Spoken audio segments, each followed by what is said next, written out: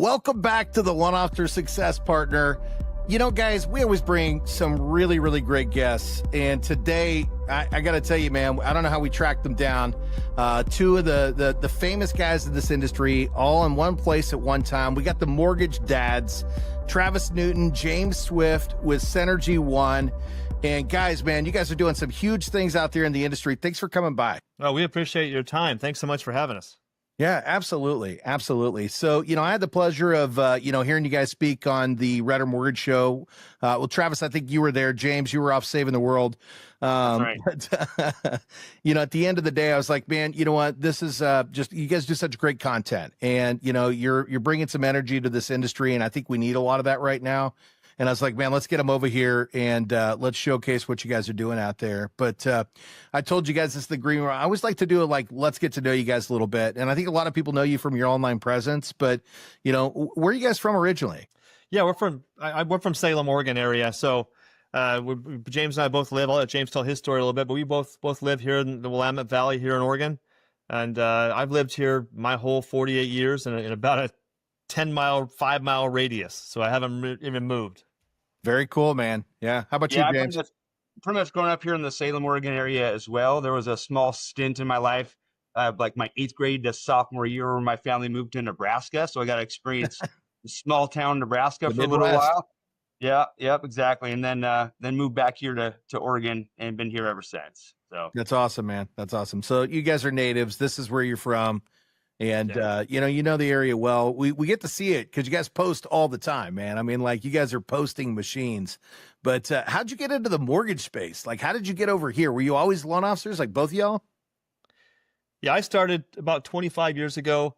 I just recently, kind of figured I wasn't going to be a teacher. So I realized I need to find a job where I can make some real money and support my family. So got into sales, loved it, and then kind of ended up in the mortgage business. And this is my 25th year, and I wouldn't change anything about it. It's incredible. So, what about you, James? Yeah, so I did a 20-year stint in the military. So got in, was going to do my 6 to get my college benefits and get out, and then there I was 20 years later, still serving. So while I was in the service, Travis and I had met when our kids were young. We started coaching our kids together in sports when they were basically kindergarten. Yeah. And then from there on, Travis became my loan officer. Okay. So then when I was getting ready to get out of the military, Travis asked me what I wanted to do next. I wasn't quite sure what I wanted to do. And I told him I wanted something low stress. And here I am. He didn't tell me about the stress part. So he lied to you. He got you over here in the space. Yeah. But hey, I want to say, man, shout out. Thanks for your service, brother. We appreciate you putting it on the line, for our country. So thank you for that. And Travis, I know you said you didn't want to do the education thing, but man, here you are educating people every single day, brother. So, you're doing it and you're serving it well. Yeah, for sure. But yeah, so it's just a little bit different for different type of education, right? It pays a little bit better. It does. So that's what's nice. I get a little bit more freedom. Don't have summers off. I was looking forward to that all that time, but yeah. So we're here still doing educating people, and now we're just doing it on a mass scale. Yeah. Well, I know you say you don't have summers off, but what I know about this industry, and I would assume you would agree as well, is we could take time off when we want to. We're just not fully off, right? Like, we still have to be in action, unless we've got a great team behind us. And I imagine you guys do, right?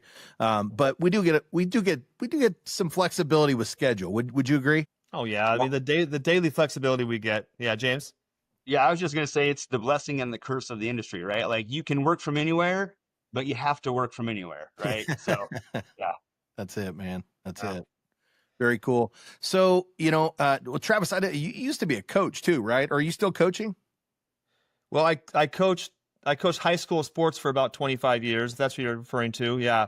Did that for a real long time. And then I've coached loan officers for 15 years as well. That's the one. Yeah, that's the one. But those kind of go hand in hand. I mean, and James also coached high school sports, and we did it together for a long time, and youth sports forever. So, those things kind of go hand in hand. You're still, you're giving your, heart and soul to something, right? Yeah. You got to pour your passion into it, man. I talk about that all the time, right? You got to do stuff that you absolutely love, because if you're not, man, we're wasting time, right? So, well, I know you guys do something pretty cool, and, I see you pop up all over my feed, And at some point in time, y'all took a stance and said, we're going all in on this social media thing. Talk about that, man. Well, Travis, can I take the lead in on that and Yeah, I'll you let you got it. take it over? Okay. So when I first got into this industry, we went to a mortgage mastermind in Vegas, right? And every time you go to those big events, like all the speakers have something really great to share Yeah. and really great to Yep. say. So we went with the mindset like, okay, we want to find the one thing that we love and take it home and do it well, right? Love that. And then a guy by the name of Neil Dingra, which I'm sure a lot of people know, he got on stage on day one and Yeah. he spoke about video. And we knew we needed to be in the video space. And probably just like a lot of other people, we just didn't know. We knew we needed to do it, but we didn't know how to get started. Yeah. And the way he presented it, he just removed all the barriers of entry. And we left right when he was done speaking. We didn't even go back and listen to any of the other speakers. We're like, we know this is what we're going to do. And we went to our hotel room and we sat in the lobby and we basically put our plan together and we started ordering our microphones and our lighting and we signed up for Neil's plan.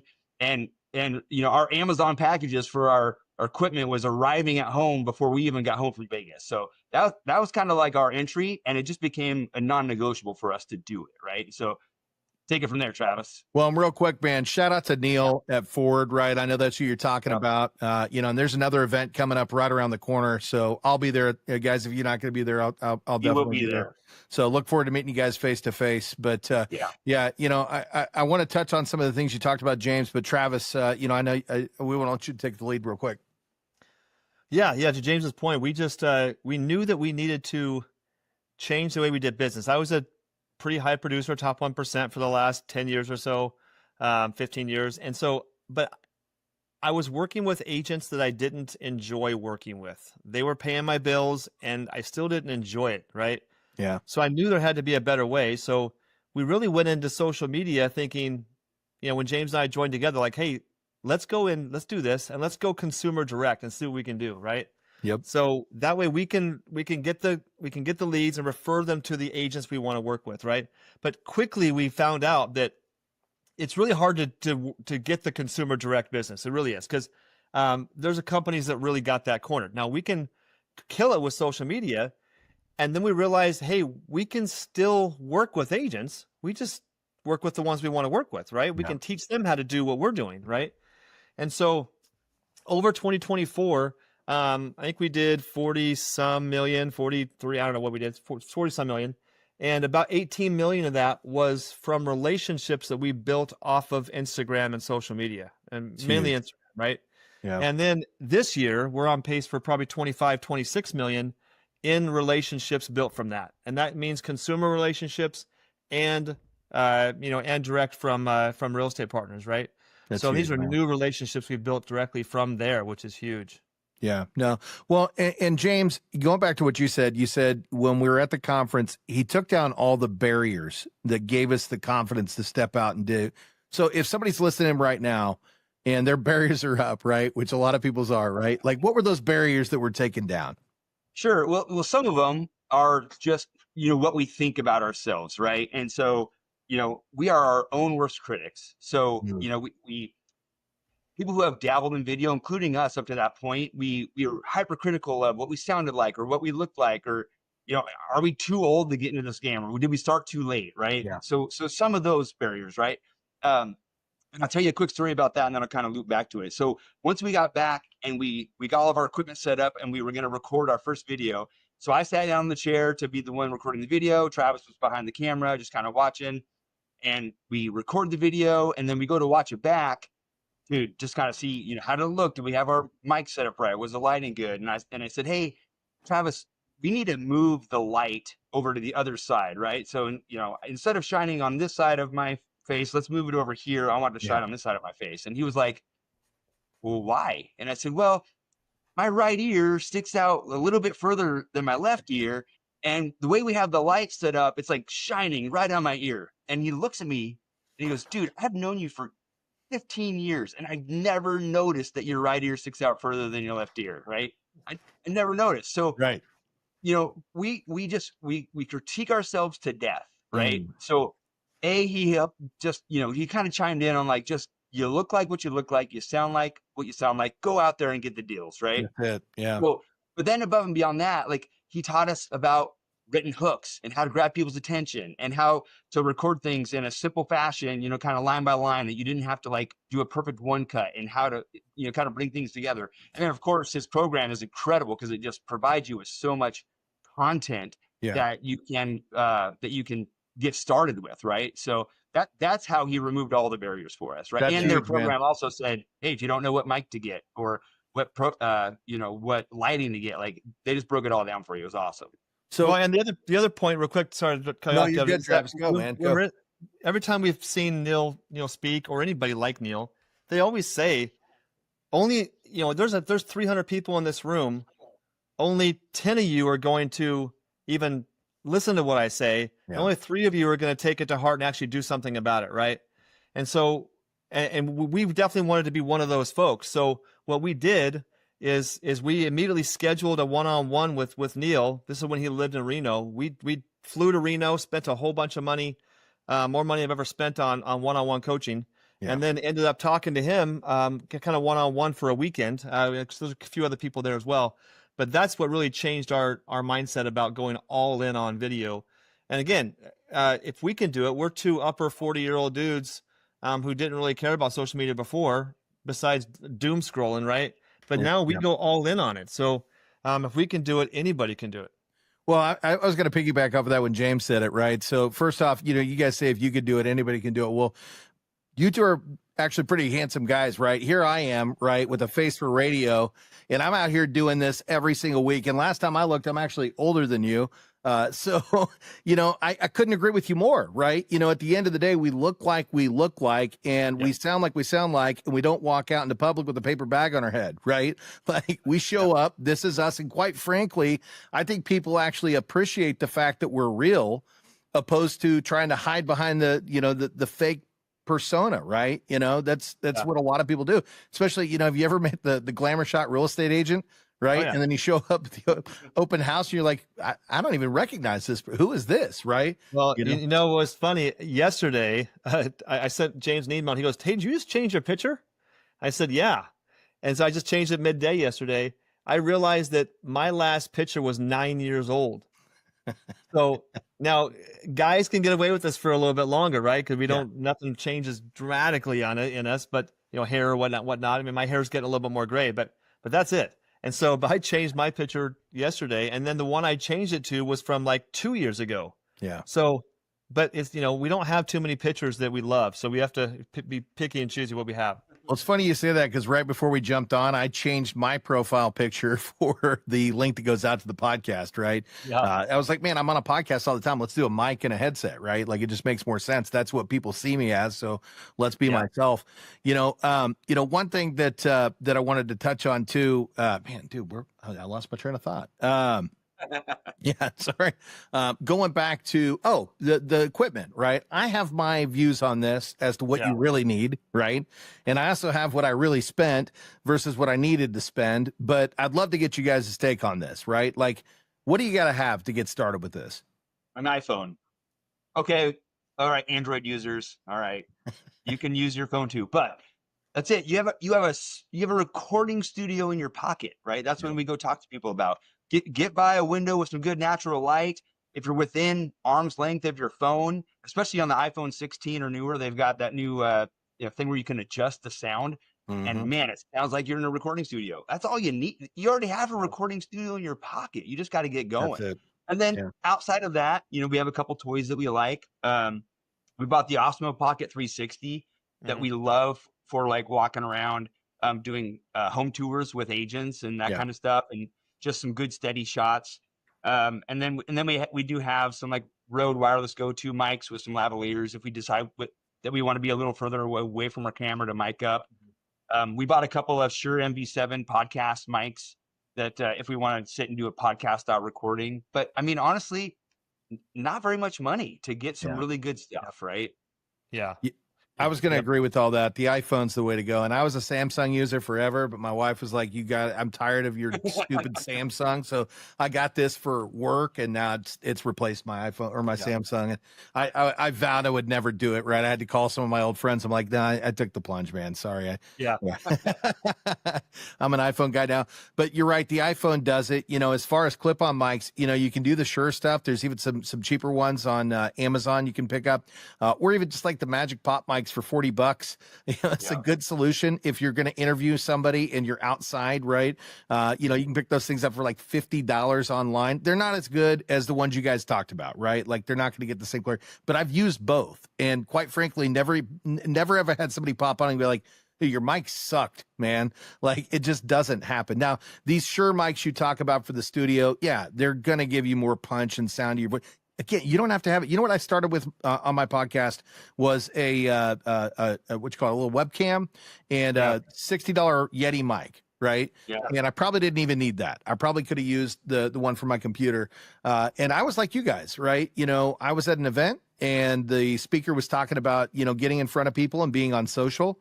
And I looked at my business partner at the time and I was like, dude, let's start a podcast when we get home. And that Friday we shot our first podcast, and I've been shooting podcasts ever since. That was about 2.5 years ago.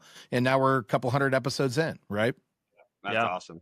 Yeah. Time flies. It doesn't take much. I mean, I have a $25, whatever this is, just a little Amazon mic that I use for Zooms. And I did spend a little bit of money on my Nexigo webcam that's 4K, but that's it. I mean, you could do podcast stuff for a couple $100, and you could do anything else with social media for the cost you've already spent on your phone. You don't need anything else.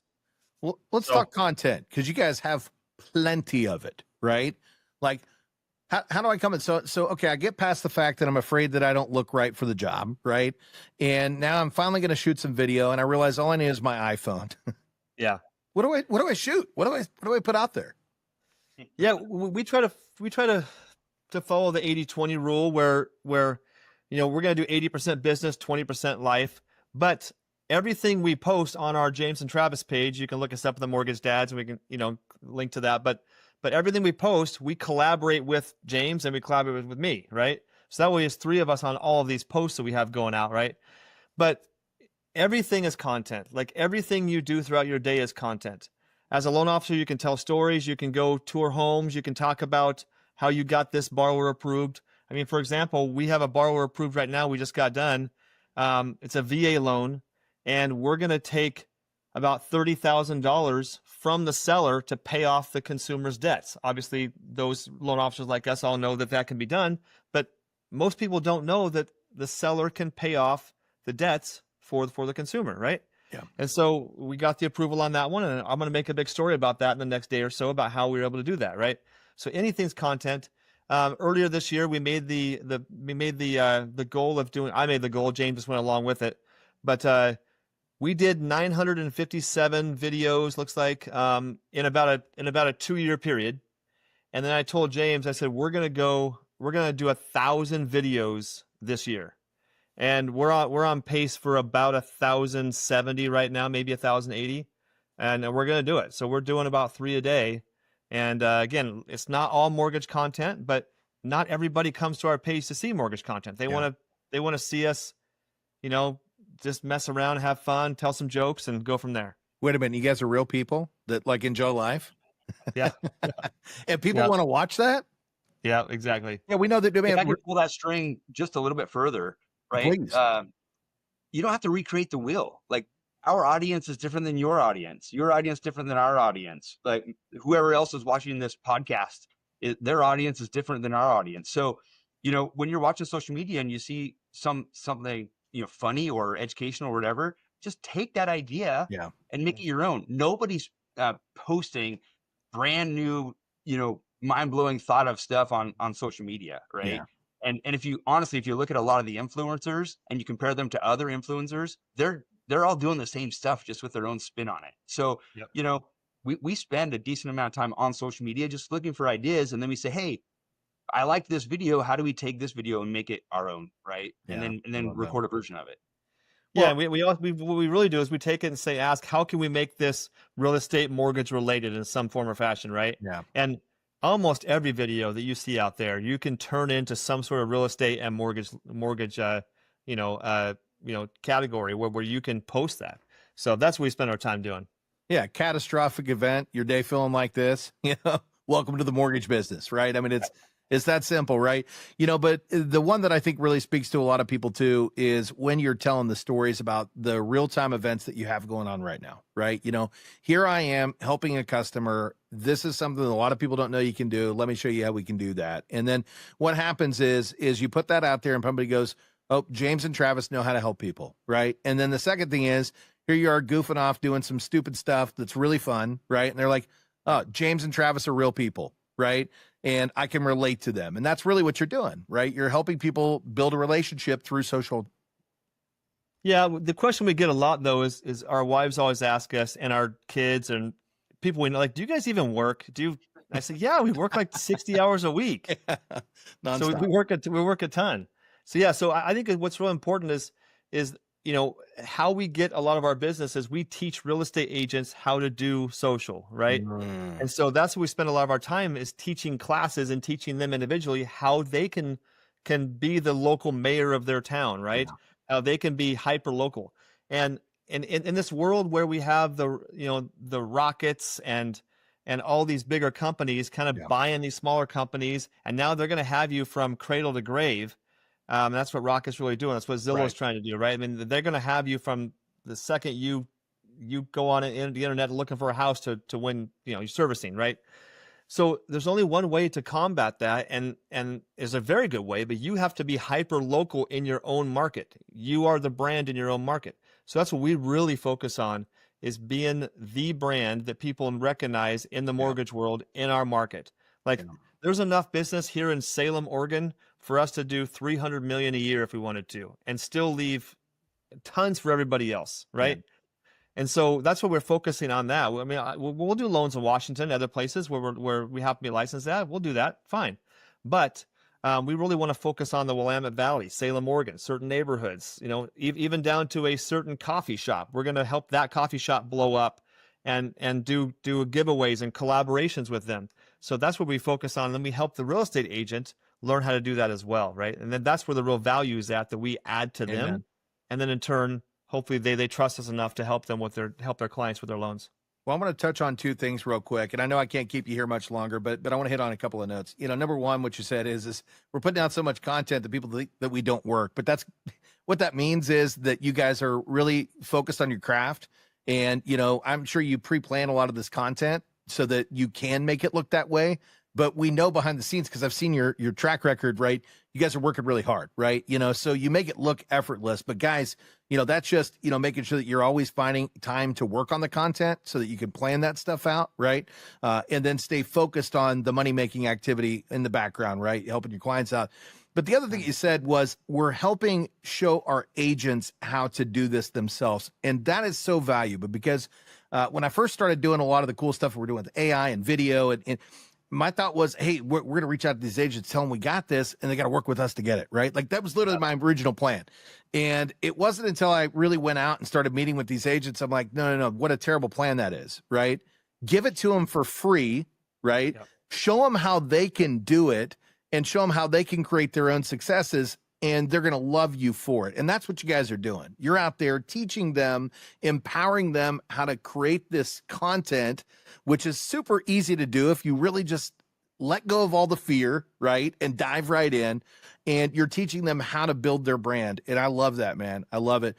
There was one other thing I wanted to touch on, and you said it, but we talked about this on the Redder Show, and I want to bring this up one more time, which is using the small businesses and the giveaways, right, to help build the local market brand. Talk about that real quick. Yeah, I can do that. So the way we do that is we just go, we scroll down through Instagram, we find other businesses, small mom and pop shops, coffee shops, food trucks, restaurants, hair salons, you name it, right? Just locally owned places, and they have a decent following on social, Instagram in particular, and we'll go to them and say, hey, we will buy a $50 gift card, $100 gift card from you Then we're going to come and record a video of your facility or something. There's no words to it. We're just going to record something cool. And then we're going to do a collaboration with you on Instagram. And then the way to enter that giveaway is they have to like the James and Travis page, like Storm Coffee or whatever we decide to partner with. And then they have to tag 3 friends and then share it to their stories. And that just creates this snowball effect where we're going to get 100 to 200 new local followers, like the coffee shops followers will start following us and vice versa. And then we're going to get a bunch of people from the community that follow both of us, right? And so that's one huge way to build local followers. And then we just do the giveaway, and the winner gets the $100 gift card or $50 gift card. And of course, we make a video talking about it. Then we make a video announcing who the winner is and tag them in it. And then, those all get, comments and shares and all that. But it's just one good way that we can support local businesses, because that's what we're trying to do. Yeah. And then again, we teach agents how to do that exact same thing. I think that's huge, man, because you're building your local presence. You're turning people on to businesses that if they don't know about, they should. And what's the number one thing that people look at when they're trying to move to a new community, right? Like, where am I going to go have coffee? Where am I going to go eat dinner, right? Like, what does that look like? And now all of a sudden they're tuning into Travis and James, the mortgage dads, and going, man, these guys tell us all the cool spots, right, around this area. And you become the news, right? You become the frequently asked questions right there on your page. Yeah, it's been pretty great. We've been out and about in different, heck, we've been in Vegas. We've been in different parts where people come up to us and they know who we are because they've seen us on social media so much. So, and that's the other question I want to make sure we talk about, is the other point I should say, is that the question is, are you posting too much? And the answer is no, because the algorithm's not going to show, even to my wife, the algorithm is not going to show every one of my videos today. If I do 4 videos today, my wife's not going to see them all unless she has me tagged as a favorite, right? Yeah. So you're never posting too much, because people always think, well, am I going to scare away the audience that's been there for a long time now that I'm posting a lot? The answer is no. Algorithm's not going to show it to them unless they come to your page or they have you as a favorite. So if you can post 3 to 4 videos a day, do it. Post as much as you can in the stories. Talk about your family, talk about your, the sports teams you love, whatever it is, talk about it. I love that you say that, man, because it happens all the time, right? Where like 4 days after a post, you get a comment or some likes and you're like, oh, wow, that's taken off again, right? And you just don't think about it, but it's the algorithm's picking up about 10% of what you do and putting it in front of people. I think it may be lower than that, somewhere but 8 to 10%. Yeah. Yeah, for sure. Very cool. Yeah. Well, what have we not tackled today that we should have? I have something, but let's see if James has anything for us real quick. I have nothing mind-blowing that's coming to mind. So. Okay. Yeah, well, I'd like to leave with this, though. We were talking to a group of realtors the other day, and the one thing I want all loan officers to understand, they probably already have the same mindset as me, but you have to stop talking about rates coming down, right?